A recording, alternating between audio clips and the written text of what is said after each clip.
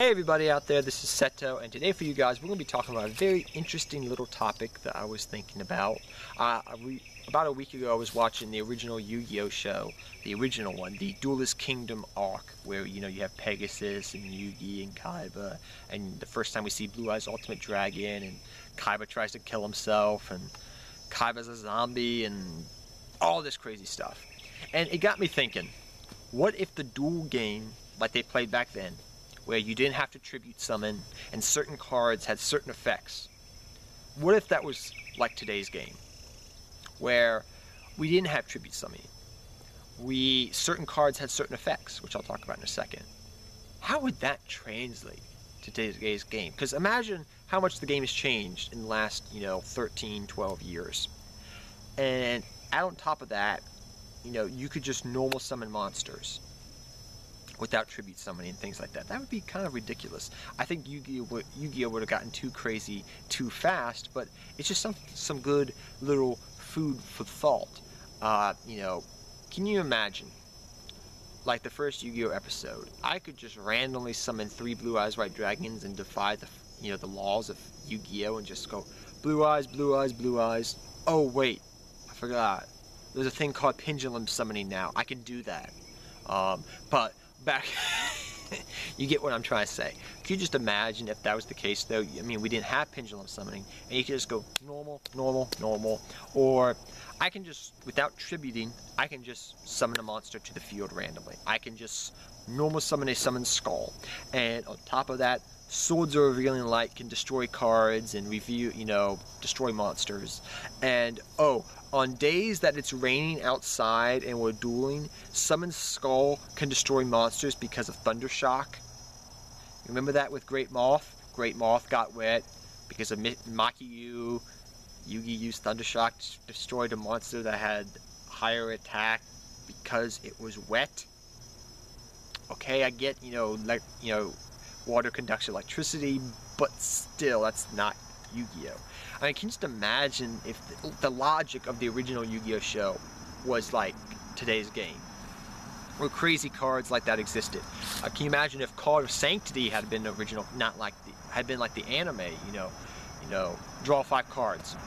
Can you imagine if Stop Defense could literally stop defense? It was like the original Yu-Gi-Oh! Show, where it was a continuous card where your opponent can just not put monsters in defensive mode. If he does, they go to direct attack mode.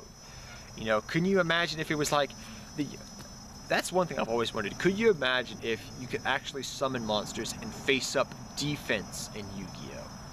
I don't think people would do that, but can you imagine for a second, like in the original Yu-Gi-Oh anime, people could summon monsters and face up defense. Not face down defense, face up defense. That was kind of weird. But, I mean, granted, we have that nowadays with some cards with special summoning and things like that. But you can just imagine, you can just normally summon a face up defense monster. I don't know what the surprise factor would be. Like, oh my gosh, I shouldn't attack because it has this much defense. Or, oh, that's the card you're playing. So that's just some little food for thoughts I was thinking about. Card of Sanctity. Can you imagine if that card was like the anime effect? And other cards like, I mean, granted that's a stretch, but can you imagine if the COO Calcos was actually real and you did really lose your soul and things like that? Just some crazy things I was thinking about, and I thought I wanted to talk to you guys about. Can you imagine if the effects of like the original show were like today's game, and on top of everything that's changed in the game of Yu-Gi-Oh, how crazy the game would be with those type of cards in the game and effects in the game and things like that? It would just be kind of very interesting. So tell me what you would think about that if you're an old school player, especially, and you've seen the original Yu-Gi-Oh anime, and can you just imagine if that translated to real Yu-Gi-Oh? Because I remember as kids when I was playing, we really didn't know how to play Yu-Gi-Oh when it originally first came out. We just normal summoned monsters like that. We did exactly what the anime did because we didn't read the rule book. We were 10 years old, 12 years. Yeah, I've been like 11 or 12, I guess you could say. I didn't read the rule book. I just played like I saw the anime because that's what I thought the way it was played. And I know to this day, even people that watched the original Yu-Gi-Oh show, they thought that's how you play Yu-Gi-Oh. A lot of people did. I think a lot of players did think that back in the day when you first got started, if you're from that generation of Yu-Gi-Oh. And I think, if you did play the game of Yu-Gi-Oh like that, you kind of got a taste, maybe, for how crazy the game could be. And then I found when I played it by the rules that the game was a little bit different. It wasn't as crazy, you know, going by these effects, you know, off the anime and stuff. So, till next time, guys, take care. Have fun dueling. Good luck dueling. Hope you enjoyed this video. It's just a little food for thought episode, reflecting back on my childhood of Yu-Gi-Oh! And how crazy it could have been if the game was actually like that.